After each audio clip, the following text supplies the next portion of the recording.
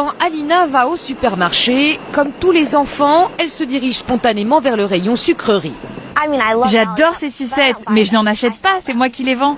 Ces sucettes, c'est elle qui les a créées. À 11 ans, cette fillette est déjà PDG d'une entreprise très florissante. La première année, nous en avons vendu pour 70 000 € et nos ventes ont ensuite triplé chaque année. Et cette année, on prévoit de faire plus d'1 million d'euros de chiffre d'affaires. Chaque jour après l'école qui se termine à 14 h, pas de cours de gym ou de poterie. Direction sa société.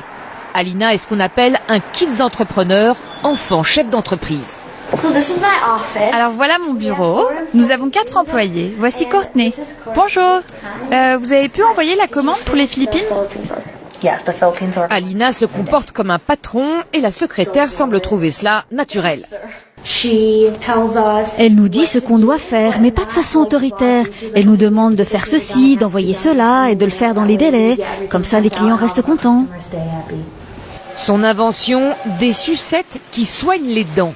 La petite fille a introduit un ingrédient miracle, le xylitol, un substitut au sucre antibactérien. C'est elle qui a eu l'idée de départ. Un jour, à l'âge de 9 ans, un commerçant lui offre une sucette.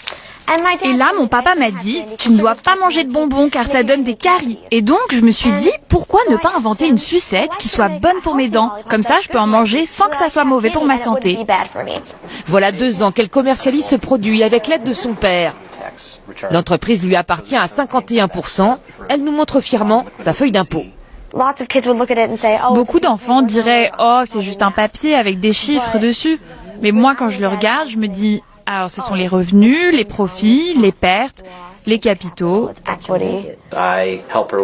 Je l'aide pour tout ce qui est administratif et gestion, parce que ce sont des tâches qu'elle ne peut pas faire toute seule. Cela demande plusieurs années d'expérience. Mais c'est vraiment elle le moteur de l'entreprise. Alina ne compte pas s'arrêter là. Devant elle, des sachets tests en vue de développer des bonbons mous. Aux États-Unis, monter son entreprise est un idéal. Il faut être déterminé à 100%. Pour lancer son entreprise, il faut juste une bonne idée et avoir confiance en soi. Dans ce pays, les enfants patrons sont célébrés partout. Plusieurs émissions de télé-réalité sélectionnent les meilleurs. Même Barack Obama à la Maison-Blanche recevait chaque année les plus innovants. En France, il est quasiment impossible de monter son entreprise avant l'âge de 18 ans. Aux États-Unis, rien ne l'interdit et le commerce s'enseigne dès le plus jeune âge. Dans cette école, on apprend une fois par semaine les fondements du capitalisme à des élèves de 10 ans. Où vont les bénéfices? Dans l'entreprise. Oui, ou alors dans la poche. 49 centimes de ce billet d'$1, c'est le coût de votre biscuit. Et il reste 51 centimes de bénéfices. Chaque enfant doit monter un business et le présenter à ses camarades. Kiss veut lui vendre des chaussettes. Je les vends à peu près 5 € la paire. Et les chaussettes de bébé, 10 € la boîte.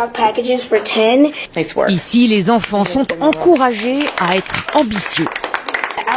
Je veux en vendre partout dans le monde. Et même, pourquoi pas, faire des pubs à la télé. Je veux être chef d'entreprise parce que j'aime être indépendante. Aux États-Unis, la réussite fait partie du rêve américain. L'argent n'est pas tabou et les enfants qui s'enrichissent sont des stars que tout le monde applaudit.